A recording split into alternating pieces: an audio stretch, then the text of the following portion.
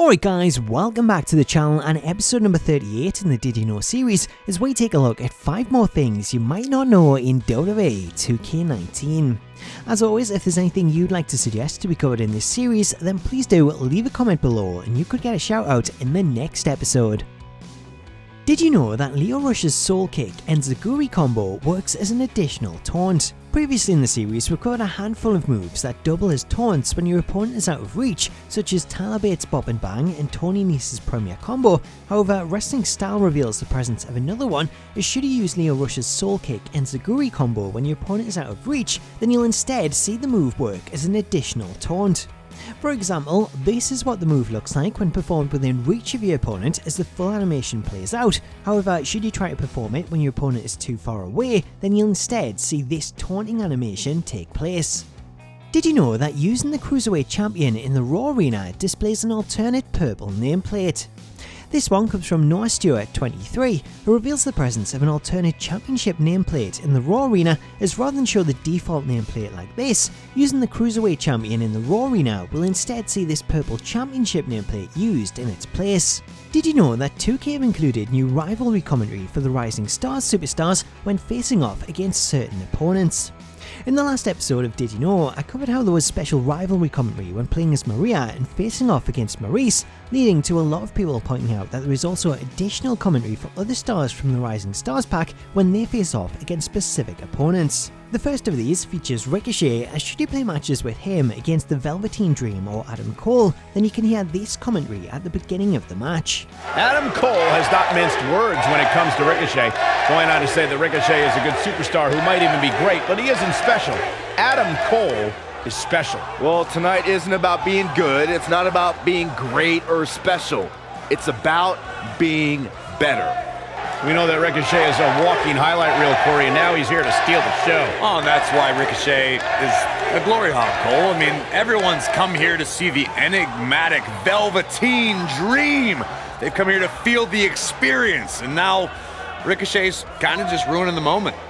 Up next we have Lio Rush, as having Lio face off against Akira Tozawa leads to this new commentary. When Lio Rush arrived on 205 Live, he came to collect. He set his target on one of the brand's biggest stars, former WWE Cruiserweight Champion Akira Tozawa. Michael, you can't say that Rush lacked confidence. He picked one of the most powerful and athletic cruiserweights to do battle with, and Rush actually succeeded. Next up, we'll have Dakota Kai and Candice LeRae, as using these superstars against Shayna Baszler results in the following commentary. It was evident that the Queen of Spades was not taking LeRae seriously lately, so Candice has decided to make a statement by taking this match to show that she isn't afraid of the submission magician. Well, absolutely not. She's standing up to Shayna when it counts. Baszler has been saying that Candice should just settle on being a homemaker. Candice looks to make Shayna eat those words tonight. Corey, lately I don't know what Shayna Baszler is trying to prove. I mean, she wants to be a dominant force, but when it comes to Dakota Kai, she's acting more like a bully. And it's all just part of Shayna's mind games, Cole. She sees a weak, fragile-minded target. Now, if Dakota wants to continue in this division, she has to find a way to overcome that and move forward. Finally, we have Mike Bennett, as should you square off against Sami Zayn when playing as Mike, then you can hear the following commentary take place. For a man who believes in the power of love, it didn't take long for Mike Canales to earn the hatred of his opponent tonight, Sami Zayn. Yeah, shortly after Mike and Maria's debut, their public displays of affection were interrupted by Zayn. I gotta side with Zayn here. WWE is a place where you definitely want to be a fighter and not a lover. Did you know that the comeback icons have been updated and now feature a cross instead of a red circle?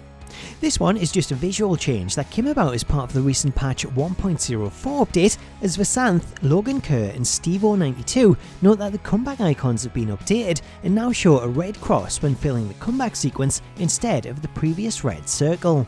Did you know it's possible to get on the apron in steel cage matches and perform additional moves?